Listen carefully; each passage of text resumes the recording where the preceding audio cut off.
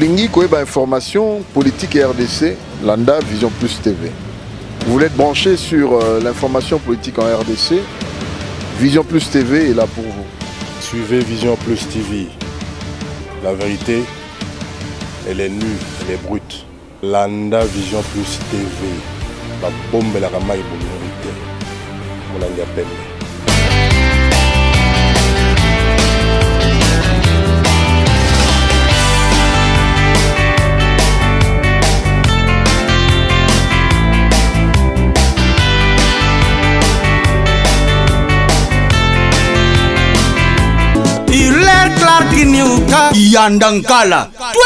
Messieurs, bonjour et bienvenue na spécial duplex ya lelo tokomeka kosolola na mwana mboka Lambert Mende Malanga, porte-parole du gouvernement, ministre ya communication et médias sur de grandes questions d'actualité ya makambo ileka ki lobby en République démocratique du Congo na yende tokomeka kosolola yango parce qu'azali porte-parole ya gouvernement ba action et puis ba pleurs ba blessé o ileka ki en République démocratique du Congo. Un point essentiel na bongo au téléphone tokomeka.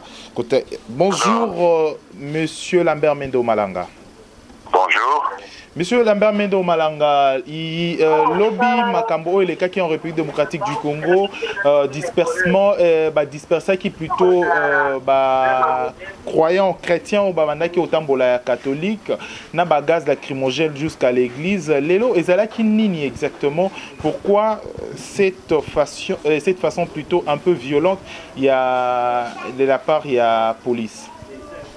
La police après ça qui raison na yango na communiqué où il pesa ki lobby pour makambo ya maintien de l'ordre public et tali police na ba autorité municipale et tali gouvernement te police lobaki était ezalaki na ba renseignement que ba dongolo miso ba tuamité mamabe ba kotoki na kati ya ba ye manifestant wana ba saraki angele ba ebisaki ba ye balengelaki ba manifestation que batika likambo yango po badongolo miso bazalaki na kati balingaki koyoka te yango wana police ezalaki na obligation ya kokoto pona kotanga bato wana.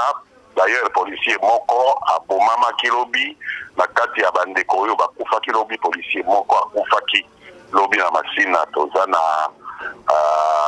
mawa mingi pona bato banso oyo bakufaki me elakisami ete renseignement ya police ezalaki exact bato wana lokola bakangi banei kati na bango baza kosambisa matiko oyo bakopesa biso ba révélation nyonso oyo badongolo biso bakotaki na kati ya bai oyo babongisaki makambo bango me bayokanaki na police te ndenge elongo bani na mibeko mia ekolo.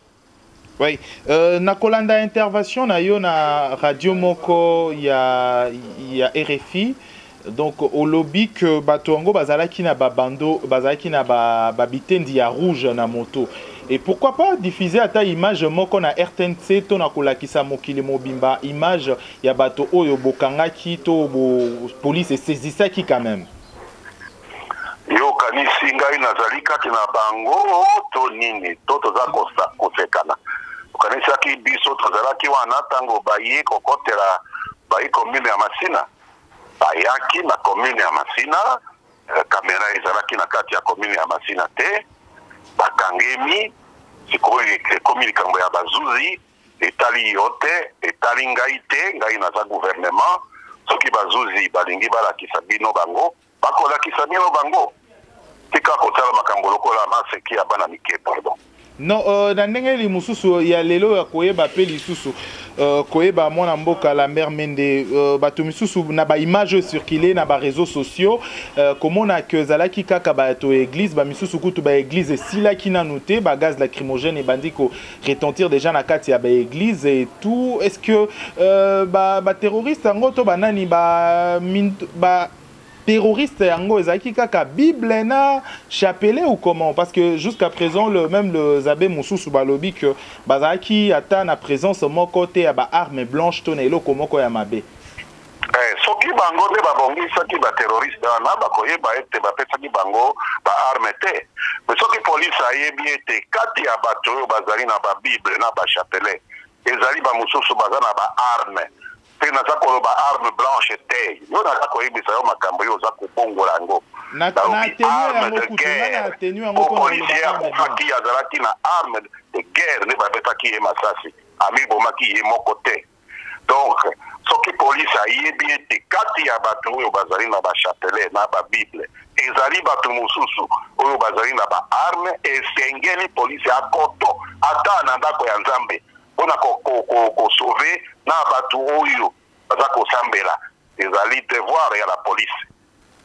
Tika koloba lokola yo ozali opposant nga na kabisi naza kosola na journaliste naza koyoka bya maloba ndayo eza lokola opposant olingi kopesa na justification naza kodiskute na yo sio na kokata soki oza journaliste tunanga makambo ndenge ezali koloba mwana mboka Lambert Mende nazali kokata masolo continue lokola journaliste pardon nazali ko se baser sur le fait il y a église catholique fait yo oza koloba oyo alobi excusez moi mboka Lambert Mende ba image aux image oyo boza kolakisa ba na monaki image moko balakisi Félix Tshisekedi alati sultane ya ba évêque na yebi ki image wana eza lokuta donc ba image ya réseaux sociaux tikanga nyala ba image ya réseaux sociaux oyo bato bakelaka ba image ba réseaux sociaux basi ba bomangai bala zone na sambo donc tikelanga makambo ya ba image ya ba réseaux sociaux tolo ba makambo oyo eza koleka ndenge eza koleka tikelanga makambo ya ba compte ba légende ya ba réseaux sociaux.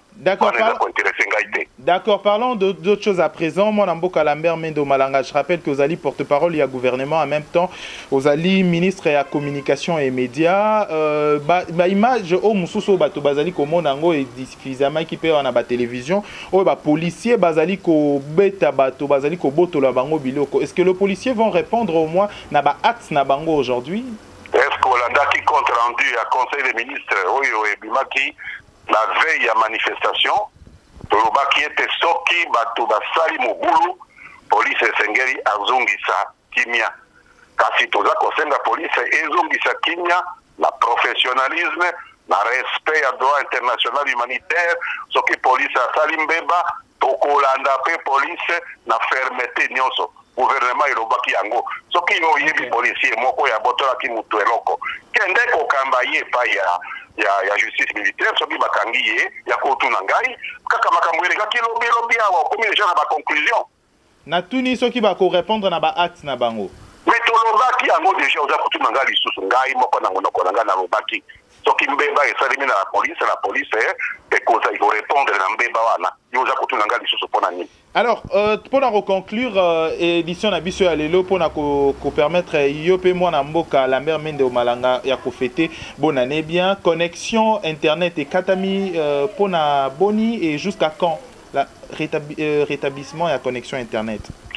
Na kosenga yo otanga mibeko mia ekolo mia yo soko oza journaliste okoki kotanga mibeko mia ekolo mipesi ministre ya communication te lingisa ya ko gérer ba réseaux sociaux. Au nom du gouvernement gestion ya ministre ya PTT. Linga de ministre ya PTT a ebisa yo soki eza panne soki akataki pona ba raison sécuritaire yende a ko ebisa yo biso sakali na mte pona ye ba raison nini.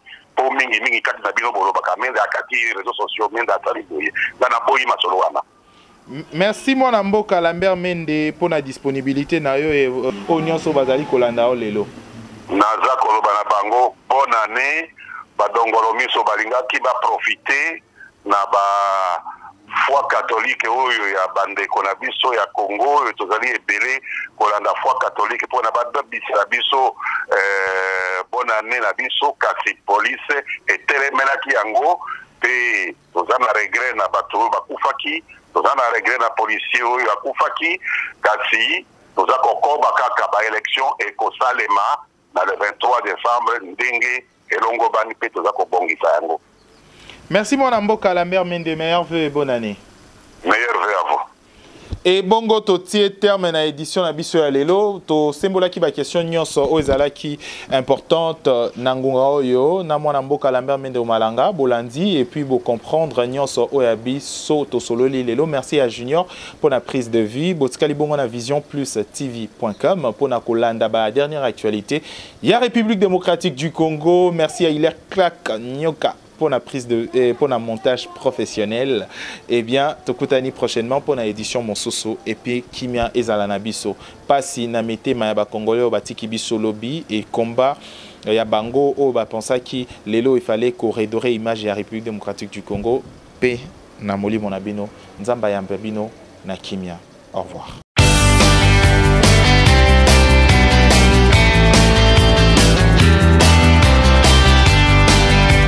Olingi Koeba Information, Politique et RDC, Landa Vision Plus TV. Vous voulez être branché sur l'information politique en RDC, Vision Plus TV est là pour vous. Suivez Vision Plus TV. La vérité, elle est nue, elle est brute. Landa Vision Plus TV. La bombe et la ramaille pour l'unité. Mon ami appelle.